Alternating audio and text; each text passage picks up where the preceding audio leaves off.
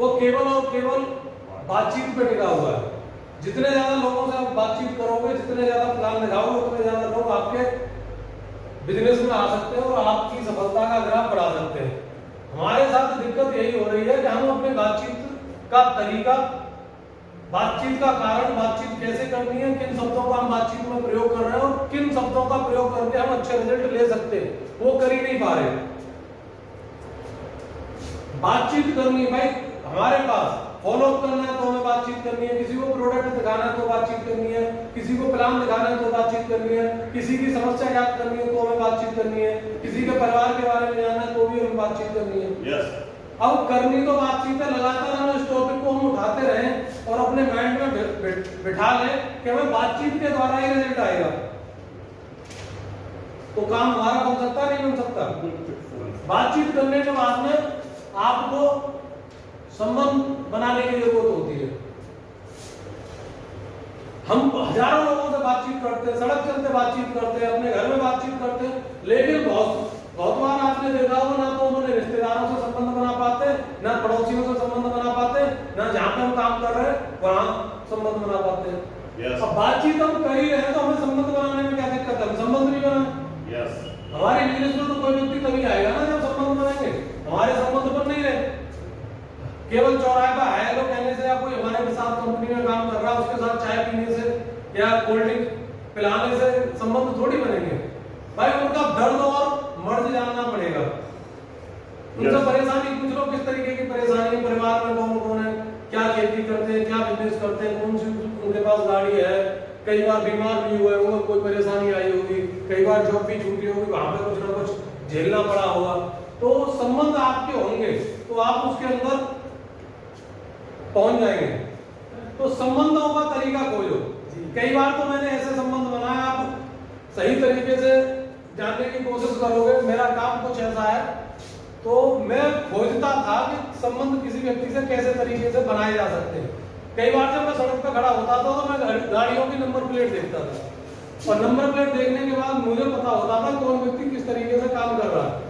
अब आप ये जानना चाहोगे कि नंबर प्लेट क्यों देख रहा है? मैं रिलेशन बनाने के लिए और उसकी नंबर प्लेट को रिलेट करता था, क्योंकि मुझे पता है अगर जो यूपी 81 नंबर है वो अलीगढ़ का है, 82 एटा का है, 83 फिरोजाबाद का, 84 मैनपुरी का, 85 मथुरा का है, 86 हाथरस का, 87 कासगंज का, मुझे नंबर याद थे। अगर इस नंबर की कोई भी बाइक या गाड़ी मेरे साथ 2 मिनट के लिए टच में आ गई तो उससे मेरे संबंध बन गए, क्योंकि जो नंबर में देखता था मैं वही का उसे बता देता था, मैं भी वही का रहने वाला हूँ। अगर ये पूर्व की बात है तो पश्चिम में जब आप जाओगे 11 सहारनपुर का, 12 मुजफ्फरनगर का, 13 बुलंदशहर का, 14 गाजियाबाद का, 15 मेरठ का, 16 नोएडा का, 17 बागपत का, ये सारे नंबर मुझे याद होते थे। और जब गाड़ी का नंबर देखने के बाद में चेकिंग में किसी चीज की करते थे तो पहले रिलेट करते थे। आरसी दिखा तो यहाँ का रहने वाला है, उसके पड़ोस के कस्बे का गांव का नाम मुझे मालूम होता था, मैं भी वहीं का रहने वाला हूँ। yes. संबंध स्थापित करने के लिए कारण चाहिए और आप कारण स्टार्ट करो, क्या दिक्कत है भाई? कोई कंपनी में काम करता, आपके सीना पिस्टन कंपनी में कोई काम करता, आप भी कहते हो सर 10 साल पहले मैंने भी किया था। कोई मोजर बियर में काम करता, सर बहुत अच्छी कंपनी है, 10 साल पहले मैंने भी किया था। कोई रिलायंस में काम करता, सर बहुत अच्छी कंपनी है, उसका सिर्फ तो मैंने भी लिया था। संबंधी तो बनाने बन गया संबंध। अब आप संबंध बनाने में भी कारण ढूंढोगे तो हजारों कारण ऐसे मिल जाएंगे जहां से संबंध बन सकते हैं। yes. कोई डायरेक्ट सेलिंग कंपनी वाला ही बंदा मिल जाता तो डायरेक्ट सेलिंग वाले पर सर मैंने बहुत अच्छा प्लेटफॉर्म है, मैं सफल नहीं हो पाया लेकिन मैंने किया बहुत जबरदस्त तरीके से था। अब जो व्यक्ति आपके साथ किसी न किसी कारण से या किसी पॉइंट से रिलेट होगा वो आपके साथ बड़ा काम कर सकता है। ठीक है, तीसरा पॉइंट है विश्लेषण। विश्लेषण आपको करना पड़ेगा और विश्लेषण करने के लिए आपको खुद की मेंटलिटी तो लगानी ही पड़ेगी, साथ में अपने सीनियर्स को बिठाना पड़ेगा जिनको आप गाइड मानते हैं कि सर मुझे बताइए कि क्या किस तरीके से मैं काम करूं और अपनी चीजों को सुधार सकूं। किसी भी टीम का कोच होता है ना, उसका काम यही होता है कि छोटी छोटी बारीकियों को वो देखता है, जहां पर आप गलती करते हो उसी पिन पॉइंट को वो चूज करता है और उस पर वार करता है। जब आपकी वो छोटी सी गलती ठीक हो जाएगी तो विश्लेषण के द्वारा जो रिजल्ट निकल के आएंगे उनके बारे में आपको पता चलेगा, तो आपका काम करना आसान हो जाएगा। क्या आसान हो जाएगा? काम करना आसान हो जाएगा। और चौथी चीज है अंतिम परिणाम एक बहुत अच्छा स्टेशन है जहां पर प्रत्येक व्यक्ति पहुंचना चाह रहा है। उस प्रक्रिया को अपनाने के बाद हमें पहुंचने तो अंतिम परिणाम पर ही है।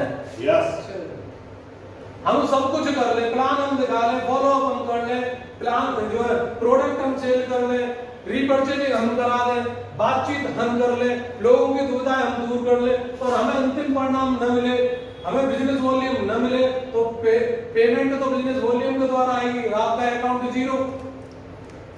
यस अगर आप अंतिम परिणाम के लिए काम कर रहे हैं तो रामेश्वर दयाल सर, बबलू सर इसी चीज के लिए आ रहे हैं कि बातचीत करो। बातचीत का तरीका गलत है तो संबंधों को खोजो, संबंध भी आपको समझ में नहीं आ रहे तो विश्लेषण करो हम गलती कहां कर रहे हैं। विश्लेषण करोगे दोनों चीज आपको मिल जाएंगी और आपका अंतिम परिणाम ठीक हो जाएगा। यस यहाँ पर जो व्यक्ति नहीं आए हैं उनके बारे में ये विचार हमें नहीं करना कि हमारा बिजनेस चलेगा या नहीं चलेगा, क्योंकि बम एक फूटता है, करोड़ों में धमाका होता है। यस भाई क्या आपने कभी बम फूटा एक व्यक्ति को भागते देखा? एक व्यक्ति भागेगा ही नहीं क्योंकि इतना बहुत ज्यादा स्पेस उसके आसपास होता, कहीं भी साइड में हट जाएगा। लेकिन जहां पर भीड़ होगी वहां उसके अंदर एक बम फूट गया तो लाखों लोग इधर उधर भागने लगते हैं और मर्डर जो मरते भी वही ज्यादा लोग हैं। यस अब आप किस तरीके का काम कर रहे हो? आप विचारों का बम फोड़ रहे हो, आप बिजनेस का बम फोड़ रहे हो और उस बिजनेस का बम आपने सही तरीके से फोड़ लिया तो बहुत बड़ा काम हो सकता है।